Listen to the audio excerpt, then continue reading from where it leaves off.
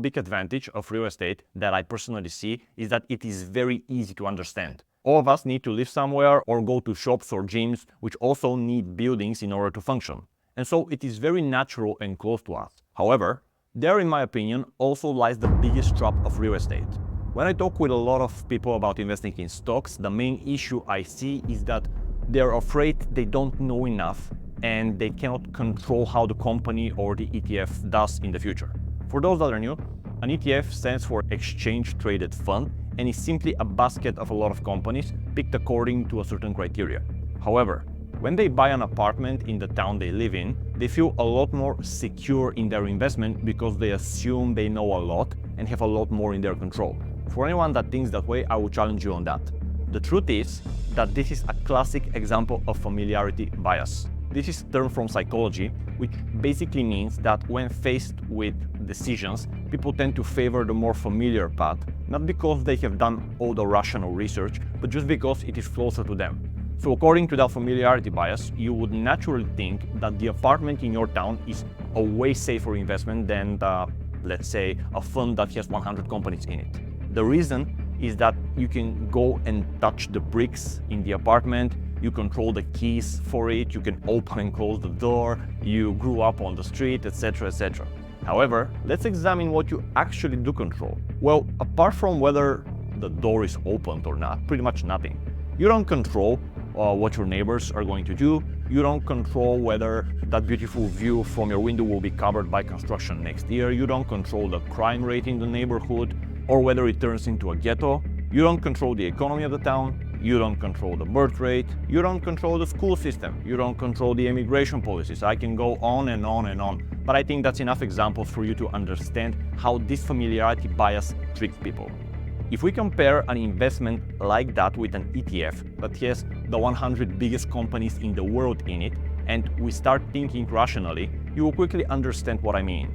If you ask the average person, they will tell you that they don't know enough about those ETFs or companies. However, how many people who invest in real estate have actually done research on the birth rate trajectory of the town or the country, for example, which will of course influence the demand for real estate? Or how the business of the main local employer is doing, which provides work and also influences how many people want to live there.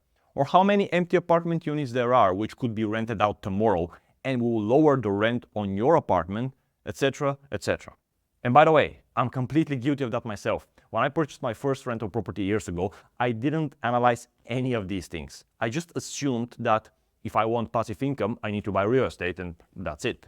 But just like I realized afterwards, if you stop and think about it, you will quickly find out that you literally know as much about this real estate investment as you do about these hypothetical 100 stocks from the ETF I just talked about. However, for some reason, people think it's riskier to invest in a collection of companies like the ones that dig oil and gas out of the ground, create the computers and software that we work on, manufacture the cosmetics that we use on a daily basis, or make the drugs that save our lives. This is not based on rational thinking or evaluation of facts, but entirely on the psychological phenomenon called familiarity bias that I just explained to you. All of that leads me to one of the main advantages of investing in stocks: diversification. Diversification is one of the most important concepts that you need to understand in investing. It means spreading your capital in different places so that if one of these investments goes wrong, you don't go to zero. And so now if we follow this principle, try applying it for real estate investing. Unless you have something like $8, $10, $15 million sitting around, it's really hard to diversify with real estate. Let's say you have a couple $100,000 and you're able to buy 2 apartment units in 2 different cities. Well, now first you're going to have the headache of owning a property not in the place where you live, and you have to appoint a manager of it, basically work with an agency, and then make sure that the agency isn't screwing you in any way because you have no visibility over the property. Or you will have to travel every time you have an issue with the apartment. And even in that case, your whole investment is still in only one country. I don't think when people invest in real estate, they actually realize how extremely concentrated their investment is. Perhaps they don't feel that way because of the familiarity bias, but think about it for a second. Let's say you buy a big apartment unit and this is all of your investment.